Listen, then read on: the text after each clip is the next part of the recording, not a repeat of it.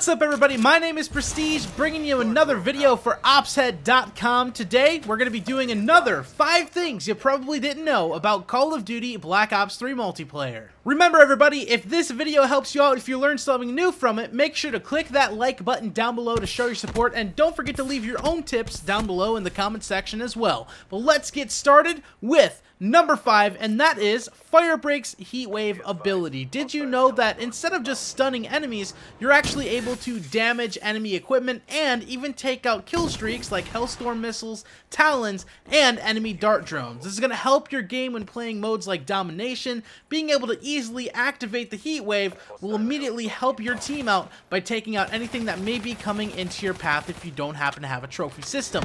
Just make sure you're using Flak Jacket and you'll be able to continue your streak as you please.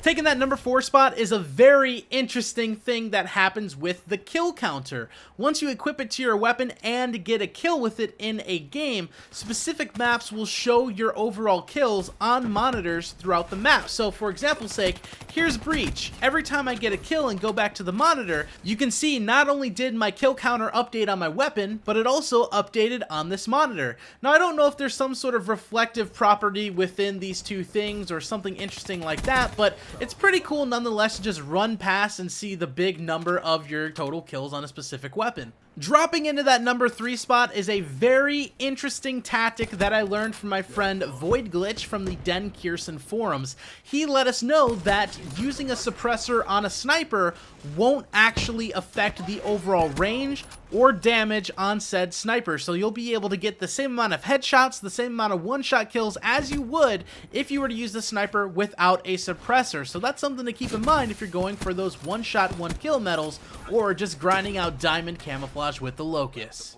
Rolling right along to that number 2 spot, the dart is actually capable of destroying enemy score streaks before they even get into the map. Now, this might seem pretty self-explanatory, but the dart seems to be a little more powerful than if you were to actually use a launcher, and it's a little easier to obtain.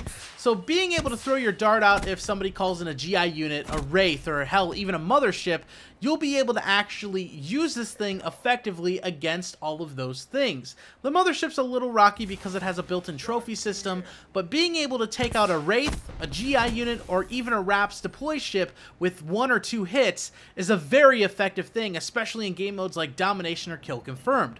The thing I like the most about it is that it locks onto each ship, and it can even lock onto enemy tactical equipment and lethal equipment, which is very good. So if there's a C4 or a shock charge or a trip mine on the ground, you can lock onto it and simply destroy it with the dart. So next time you're thinking about what score streaks you should use, maybe consider the dart. It comes in handy for a lot more things than you think. Now finally, coming into that number 1 spot, we ended up getting together a team of 18 players in Freeforall for private matches, and I wanted to actually just send a thanks to everybody that came out for that. That was a really fun time that we had, but I wanted to see just exactly what happens with the Sparrow, the Tempest.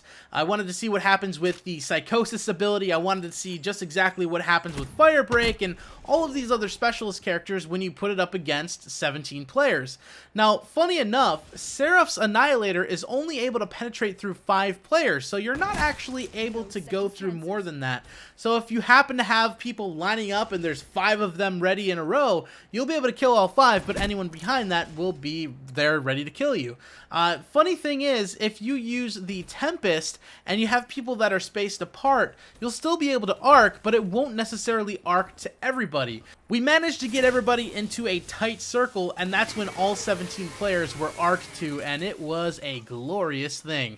But anything else really is pretty self-explanatory. If you use the Scythe, of course, you're going to get a bunch of people. If you use the Purifier, of course, you know, all that fire is going to kill a bunch of people. But one interesting thing that stuck out to me the most was Spectre's Ripper weapon. I mean, this thing is, of course, you get a little bit of a commando lunge with it, but being able to go from one enemy to the other in super quick succession was a very surprising thing, that it was even able to slash through over 17 people. There were 20 kills in total done with this thing throughout the time of using it, and that is just an amazing thing to see that it can last for that long.